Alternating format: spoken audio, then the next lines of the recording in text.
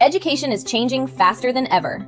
We can't ignore the research that shows instructional practices rooted in evidence lead to better outcomes for students and stronger school communities. At Educational Innovation 360, we partner with educators and leaders to elevate teaching through personalized instructional coaching, data-driven professional development, and student-centered teaching strategies. With Transform Ed Consulting, we bring deep expertise in strategic planning, organizational transformation, and leadership development, ensuring the whole system is aligned for success, equity, and sustainable improvement. Together, our goal is simple: to support schools and districts in transforming learning so that every student and educator can flourish. Stay informed, stay innovative, stay student-centered. Subscribe to Educational Innovation 360's YouTube channel to get the latest news and updates. Hello, everyone. I'm David Johnson, Transform Ed Consulting, and it's my pleasure to have as our guest today, Gwen Thomas. Hi, Gwen. Hi, David. Thanks for having me. Oh, my pleasure. My pleasure. We're going to have a good conversation. Well, let me introduce you formally. Gwen Thomas is an education consultant, scholarship strategist, and founder and executive director of Fresh Perspectives Seminars Incorporated, a Michigan-based nonprofit dedicated to helping students and families obtain higher education without being overwhelmed by debt. For more than 14 years, Gwen has helped more than 10,000 students and families secure over $32 million in scholarships while providing college admissions, financial aid, career exploration, and financial literacy guidance. A national speaker and author of The Parents' Smart Guide to Sending Your Kids to College Without Going Broke, 8th edition, Gwen has been featured on PBS, NBC, Fox, ABC, and CBS programs, and in publications such as Forbes and Black Enterprise. Through workshops, scholarship boot camps, and personalized coaching, Fresh Perspectives Seminars equips first-generation, underrepresented, and college-bound students with the knowledge, confidence, and strategies to pursue their educational dreams while minimizing loan debt and maximizing opportunity. Gwen, how did you get into this business? Well, I tell people totally by accident. I had a son that was on his way to college, and around the time he was about 14, I started kind of paying attention to national news as they were talking about the cost of education was increasing. And so I would have these little conversations with him and said, listen, when you go to college, you're going to have to get scholarships because I'm not sure that I'm going to be able to pay for it. So I planted the seed early.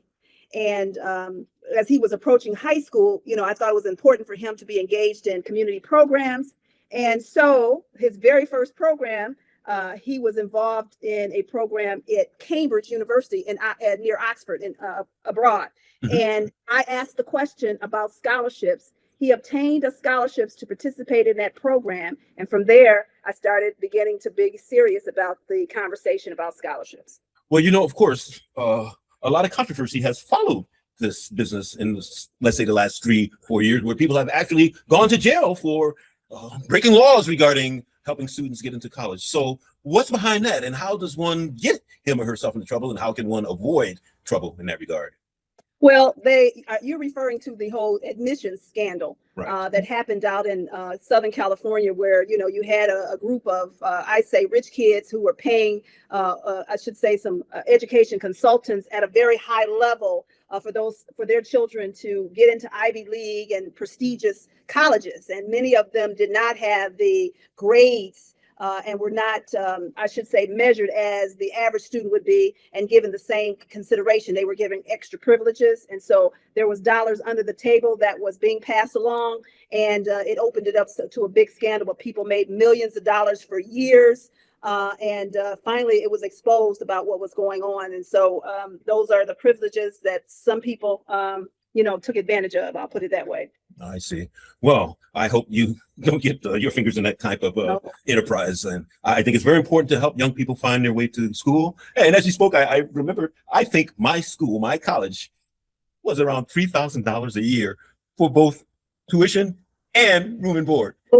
Yeah, but that was a long time ago. I understand. It was not far from what that was for me either. And right. I started paying attention as we were getting closer to my son going to college. And I just was curious as to what happened to the cost of college and why it skyrocketed. Right. And I was able to trace that information to 1981 is when I graduated college. And then around 1980, Ronald Reagan took office, and it was his goal to cut the cost of funding for colleges. And so it moved to parents beginning to have to pay for it. But college was affordable before that time. Yeah. You know what? If one pays attention, almost every day, if not every day, there's something in the news regarding tuition. Yes, every single day. Mm-hmm. Every day. and the things that the federal government is doing or not doing to help students obtain higher education. Well, ma'am, the title of our conversation today is Sending Your Kids to College Without Going Broke, and we have 5 bullets. Where would you like to start? Well, I'll start with number one. When I talk about making sure parents are aware of their education environment, meaning most families in their heart of hearts, they want their student to have access to a fine education.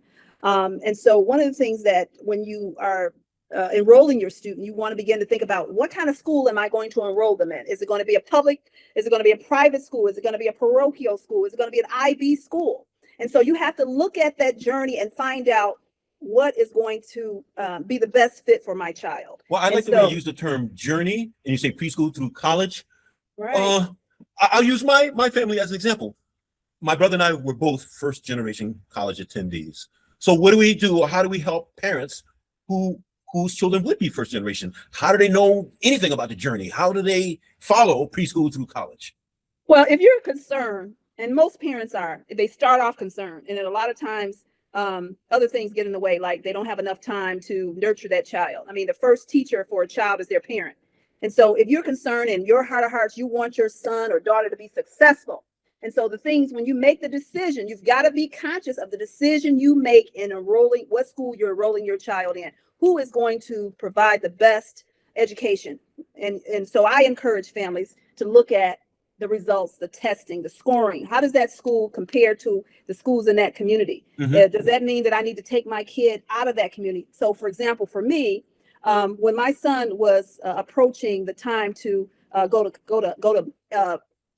elementary school, prior to that, there had been the beginnings of charter school education. And there had been a woman, and I refer to her in my book, was a woman by the name of Deborah McGriff, and she still is an education consultant today. And she had come into Detroit really wanting to turn things around and had a charter school concept, meaning we can't continue to do business as it's been done in the past. We've got to make sure our students are meeting education benchmarks. I like what she was saying, but she got so much pushback because, of course, people who've been in that situation, they want things to maintain. There's a lot of different elements to school districts. There's, procurement, there's all kinds of issues. And so she got some pushback, but I followed her, and what she led me to believe is that we've got to change the paradigm as it relates to educating our children. So when it came time, by the time my son got to elementary school, they had ran her out of town. And so I was like, where do I start? And so I shopped around. I think my son probably went to 4 different elementary schools. I put him in a charter school, didn't like it because it was a new charter school. I put him into Catholic school, and I wasn't happy there. And then finally, I decided to move outside of the city and move into a suburban school. And now let me stop you, Gwen. I'm sorry, you touched on a lot of topics there. With whom do you communicate? The student or the parent, the family? What do you mean? All right, the example you gave of the woman who is still an education consultant, did she speak with you? Did she coordinate with you? Did she approach you through your son? How did you get connected with her? I didn't personally ever connect with her until years later. She was the superintendent of schools for Detroit. She had gotten that job. They ran her out of town because she had fresh ideas, and we needed a paradigm shift. As a parent, I was hungry. I had a Black male child that I wanted to have a fine education. And so what I had seen prior to that was no way I was going to put him in Detroit public schools. And so, but when she came with the idea about charter schools and she started educating how important it is to be mindful of test scores and because there are some educators and school districts for a young Black male, the first thing they're going to do is say that they need, special attention. And so I didn't want my son to be stereotyped into a situation where, he needs special attention because he was a rambunctious boy.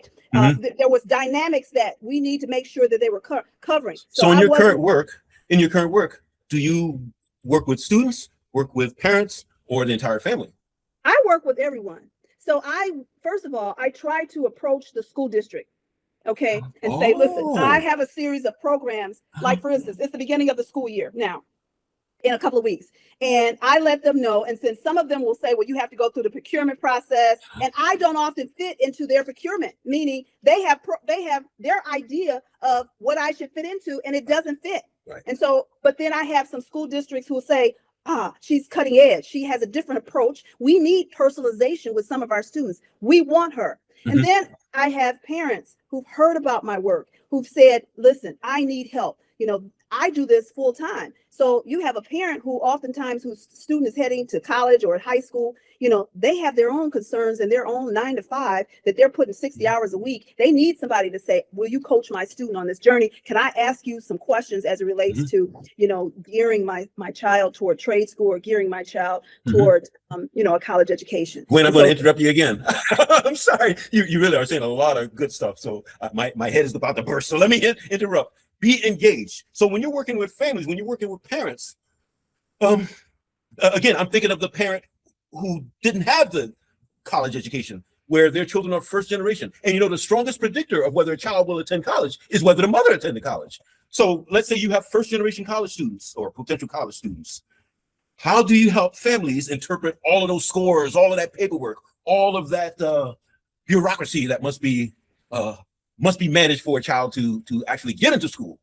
So David, and I should remind you that it's not always about that parent going to college. There's a grandmother, there's a mother who in their heart of hearts, they want their child to be successful. They didn't get a chance to go to college.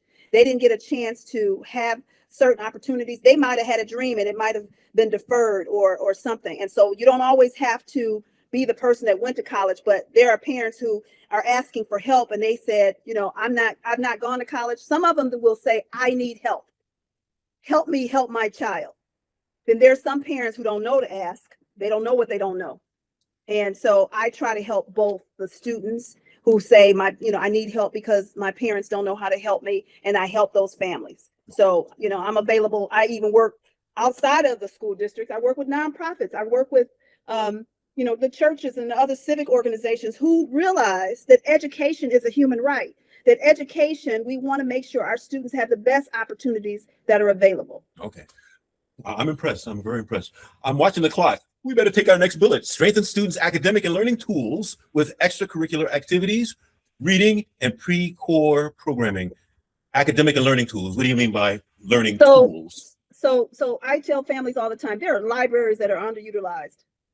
You want to make sure that that's a part of your journey on, Saturday mornings. And I tell students all the time, and I don't expect everyone to follow I just give them some food for thought, if you will. But I was a working mom and couldn't understand why school was only till 3:00 and I got off at 5. It didn't make sense. Well, I was lucky enough when I moved to the suburbs that there was a little mini bus that could take my son from school to the library that was only 10 minutes away. I packed his lunch. You do your work at the library. And then every week I made sure that he had a book to read, meaning I want to know what book you're reading. So remember, let's go back to the parent is the first teacher. Second is the fact that the student is not going to learn everything in the classroom. It's the parent's responsibility to get them to extracurricular activities to begin to nurture their understanding of their particular field. So case in point, you have a student that says, I want to be a doctor when I grow up. And so that means that if they're at the library, what's wrong with getting some books about medicine? What's wrong? That's their first orientation to that book about a doctor, about a nurse, or about another healthcare profession. And then secondly, we've had a major medical phenomenon, COVID, which sparked the interest of so many students who wanted to say, well, what happened? Nothing like this happened. So we want to talk about if they're saying that they're getting exposed to, disease management or anything, that's their opportunity. So I tell students all the time, learn. If there's something you like, build on it every year. Well, Gwen, I'm going to interrupt you again. Again, you're saying a lot of good stuff, and I don't want to let it get away from us. All right. I spoke earlier about whether the mother attended college is the strongest predictor of whether a child will attend college. You know that there are some parents who had bad experiences when they were in school and consequently transmit those bad feelings to their children. Yes. What do you do with such a parent regarding encouraging that parent to send his or her child to the library after school or to engage in any extracurricular activity after school? Well, we're going to have some good parents and we're going to have some bad parents. And so the only thing that we try to do is make sure we reach parents and families in a positive sense, because a positive results will happen. And so we can't change everybody's mind about education. We can only encourage them. Pre-core programming. What's pre-core? So pre-core programming is, for instance, you've heard of back in the day, remember future teachers. when we were in the fourth grade, that was the kid who who wrote the lesson on the board, or who cleaned the erasers, or who washed the board. Future teachers, remember, they were the teacher's assistant. Well, there's opportunities for students to be assistants to all kinds of things. There are programs at organizations who offer up, I'm a member of the National Association of Black Journalists. So there's internship opportunities for students as early as high school. There are high school programs that give students an orientation to their particular field that they have an interest in. It might be the National Association of Securities Professionals, who'd say there's a student that's interested in finance, or the National Association of Black Engineers, who gives students an orientation to the different type of engineers and the different engineering programs. So when a kid talks about that they have an interest, the parent or as well as the school, we want to make sure that they get information on how they can become members and involved in those extracurricular programs, either through the summer or after school. It builds their dossier for them to talk about their experiences when they write scholarship essays. I'm glad you mentioned school. It might be a little bit different now, but sometimes schools, society in general, makes the assumption that everyone has access to the internet. Instead of telling you to write a letter or to make a telephone call, it just say our web address is this.org or .com, and just assume everyone has access to the internet. So what do we do? How do we communicate? How do we communicate information to parents and or students who don't have access to the internet? Well, that's unfortunate for those families and those school districts who still don't have access to internet. And then that's when we have to hold our legislatures accountable for not making sure that families have this benefit. There are tons of programs. I do know of several that have provided free internet, like Xfinity and Comcast in certain cities provide that. AT&T provides laptop computers to organizations and people and communities. They've helped me in the work that I do. So if that's the case, and there's a listener who is in a community, I would suggest that they reach out to just those two organizations, and there are more, to make sure that they advocate that they have access to the internet or the internet tools such as computers. They have distributed thousands of computers to disadvantaged families. Thank you, Gwen. That was very good information. All right, our next bullet: nurture students' life experiences, ensure students have emotional, mental, and physical support, help students grow through problem solving. I got to tell you, I focus on help students grow through problem solving.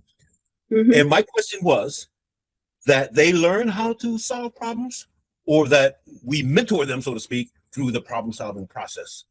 We have to mentor them through that problem solving, because we have a lot of problems in schools, and we cannot ignore them. And a lot of times schools ignore them, and they just look at it as, this kid, let's put them in detention.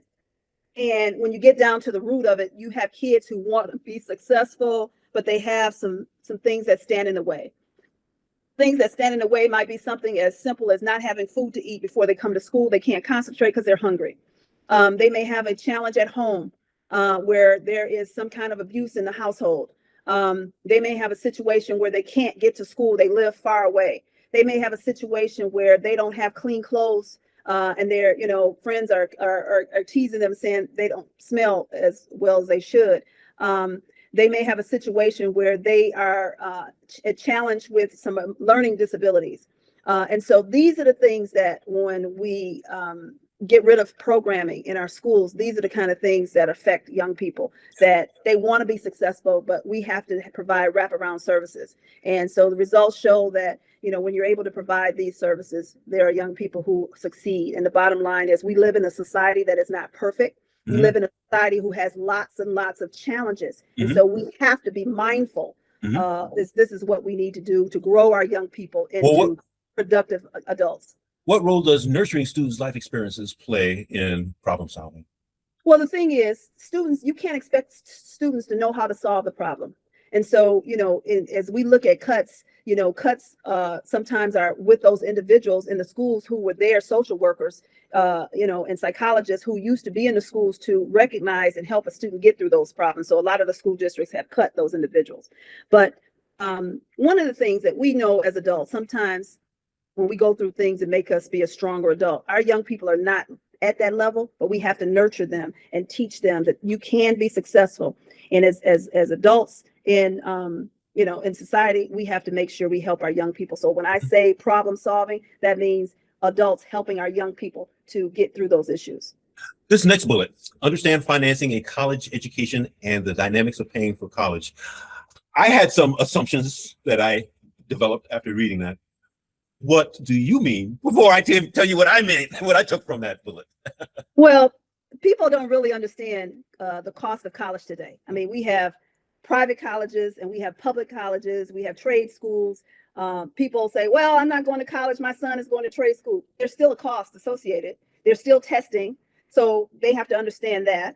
They sometimes don't understand that a private school is many of them cost more than a public school. And so when they sit down and do the planning, they have to figure out, is this college affordable for me? And how do I get there? Am I going to pay for it with my savings as a parent, a 529 plan that I put together? Am I going to have to get a Parent Plus loan? Will my student have to also get a loan? And if we do all that, will it still pay for it? Oh, Gwen, you open one gigantic can of worms. Right now, our federal government is penalizing colleges and students if there is no good ROI, no good return on investment. So is that something one should consider when financing a college absolutely. education? Families have not been paying attention. Number one, a lot of scholarships and a lot of dollars that were earmarked for students are now being said, well, that's part of a DEI program and we're not funding that. Or if you fund those kind of programs, we're cutting your federal dollars. Right. And so dollars that students depended on, those dollars are going away. There are now caps on the amount of student loans. The Parent Plus loan is capped, for example, at $65,000 over a 3-year period. Now, I will say I normally hear from families the second and third year when they've run out of money. Well, that's almost an assurance that they won't make it through because $20,000 at a private institution is not enough a year. And so that for the 3 years is not enough. The $25,000 the last year is still not enough. If they are going to a top school, those top schools are running anywhere from $250,000 to $400,000. You mentioned Parent Plus loans. Would you define what a parent loan is, particularly differentiating it from other types of loans? So you have the Parent Plus loan for education and you have a private loan. So the Parent Plus loan is funded by the government, is at a lower interest rate. I'm not sure what the interest rate is right now, but if you go to the bank, that's called a private loan. So now parents are going to find themselves having to get the Parent Plus loan if they have not planned, because I don't like the word loan. I tell families get scholarships, and I'll talk about that later. So they're going to find themselves where the parent is going to have $65,000. The student's maximum they can borrow is $31,000, and then they're going to have to go to private funding like a Fifth Third Bank and get additional funding, which is on an interest rate, and that is going to have to be paid as they go. It's not deferred. The Parent Plus loan, part of that can be, the student loan, that can be deferred until they graduate. And so all of those elements are going to be something that families are going to be challenged with. How do I pay that? And a parent at the age of 50 to 60 to 70, they're going to be paying at the same time where they're losing the amount of income that they may have because they're moving toward their retirement years. And so, they're now in a Social Security era where they're not getting the same amount of money they once did. Now, where do you stand on second mortgages? Well, I don't believe in that at all. So parents will go out and get an equity loan, a home equity loan, and that's a disaster in my family. I should say not my family, but that's a disaster in my viewpoint because of the fact that, you're digging a hole, you're digging yourself in debt. And so if families will take the time and plan earlier, they won't face these kinds of challenges. In my book, The Parent Smart Guide to Sending Your Kids to College, I talk about that journey all the way from 4th grade through college. And that's why it's so important for them to begin to plan. And so I've helped students win about $32 million in scholarships. Let's talk a little bit about scholarships. The clock is ticking. Let's talk a little bit about scholarships. I think something people don't realize is sometimes there are scholarships that are specific, so specific that not everyone is eligible for it. And it just might be you who is eligible for that specific scholarship. For example, I established a scholarship at my college alma mater. And at one time it was so specific, I couldn't get any applicants. So I had to broaden it a little bit. But my point is, there are scholarships that aren't so well known, let's say. And how does a family find those hidden scholarships? Well, I have to give you a plug. I have 1,000 scholarships in my book from undergrad to PhD. Plug, there's there. But there are tons of scholarships. I mean, not just the internet, because, you have to tap into, so many organizations. There are fraternities, sororities, there are church organizations, there are all kind of private scholarships. And then, I tell families by 11th grade, 10th grade, 11th grade, your radar goes up. If you have a student that's heading to college, begin to collect that information, because most of the time those scholarships are renewed every year, or information when the deadlines are, and there are so many scholarships that students don't apply because they don't have the proper skills to write them. They're intimidated by the scholarship writing process. That's one of the things that we do very well. We teach students how to write to win, not just write scholarships and get them in. Because at the end of the day, the foundations and the organizations, they want a solid scholarship essay, they want to award a student that they can be proud of, that they can follow, and they can have bragging rights and say, this is one of our students, they're now a doctor. We helped them with their first or their second scholarship. We met the need, we met their gap. Yeah. And that's what we have to teach students, how to write to win. So there are tons of scholarships, but the key. Tell us about the kinds of scholarships. For example, everyone knows about an athletic scholarship. Everyone knows about, let's say, a physics scholarship. But what are the types of academic scholarship, let's say? What are the types of scholarships that are available in a broad sense?